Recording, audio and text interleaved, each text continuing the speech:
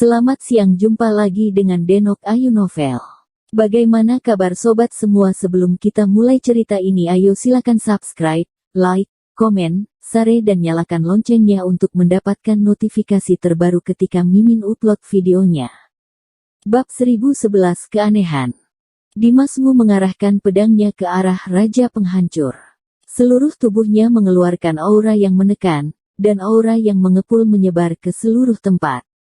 Seketika menyelimuti penonton.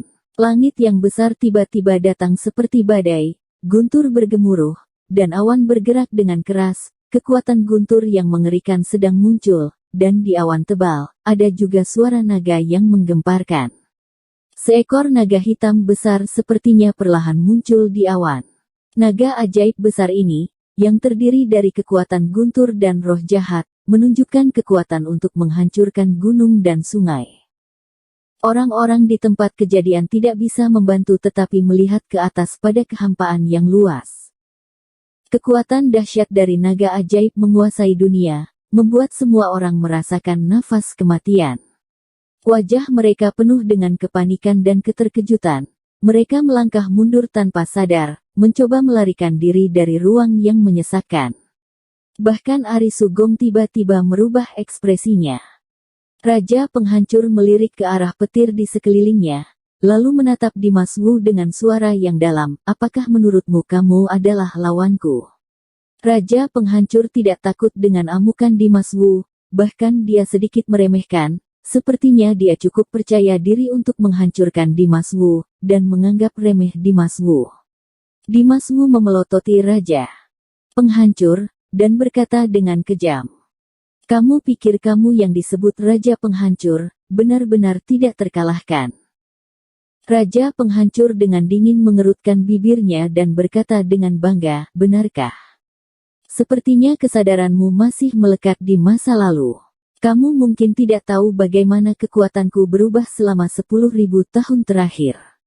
Ketika kata-kata itu keluar, Raja Penghancur menghantamkan kakinya ke kehampaan terbanting, dan seluruh ruang berguncang.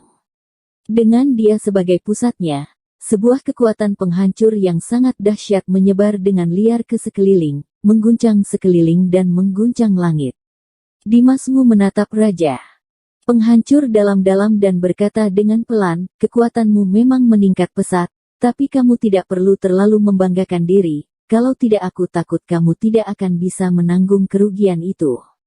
Ketika Raja Penghancur mendengar ini, dia mengedutkan alisnya dan dengan tegas berkata, Kamu jangan besar bicara.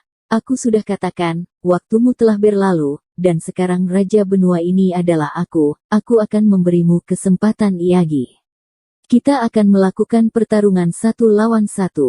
Kini kemunculan Dimas Wu menjadi kesempatan bagi Raja Penghancur, sebuah kesempatan untuk membuktikan bahwa dirinya adalah orang terkuat di dunia. Dia akan melawan Dimas Wu sendirian dan mengalahkan Dimas Wu secara pribadi, untuk menutupi penyesalannya saat itu. Dimas Wu sedikit mengernyit dan berkata dengan wajah dingin, "Kamu tidak akan pernah melampauiku, dan itu akan sama selama 10.000 tahun latihan." Raja Penghancur penuh percaya diri, tapi Dimas Wu lebih percaya diri. Usai perkataan itu, Dimas Wu kaget.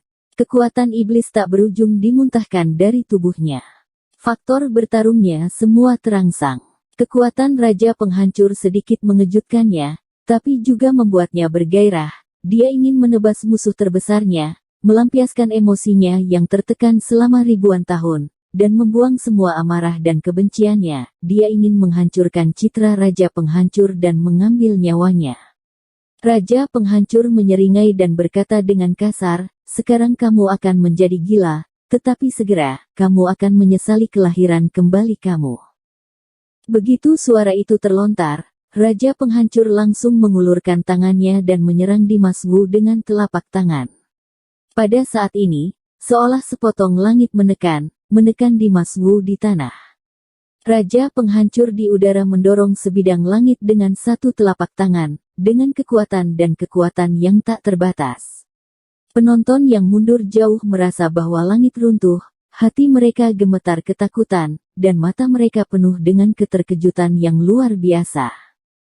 Mengerikan sekali, serangan. Telapak tangan Raja Penghancur sudah cukup untuk menghancurkan dunia. Tiba-tiba mata Ari Sugong membelalak, dengan kengerian di matanya. Telapak tangan Raja Penghancur yang kelihatannya santai saja, bisa memiliki kekuatan yang begitu luar biasa. Dimas Wu melihat telapak tangan Raja Penghancur terbelah, wajahnya agak luntur, matanya menatap langsung ke telapak tangan Halilintar, matanya menampakkan sedikit amarah. Dalam amarah itu ada keanehan yang tak terlukiskan, seperti mengincar Raja Penghancur, mengincar sesuatu yang lain, atau sekedar marah pada telapak tangan itu. Sesaat kemudian, Dimas Wu mengulurkan tangan kirinya tanpa memegang pedang, menghadap ke arah telapak tangan Halilintar, seolah siap untuk mengambil telapak tangan Raja Penghancur yang telah meninggal. Melihat hal tersebut Ari Sugong sangat kaget. Sebagai seorang kultivator senior, dia tahu seberapa kuat telapak tangan Raja Penghancur. Dimas Wu bahkan tidak menggunakan Demon Heaven Sword untuk melawan serangan seperti itu, melainkan menggunakan tangan kosong. Bukankah ini sama saja cari mati? Ari Sugong tidak bisa mengerti, dan sangat gugup. Bum-bum.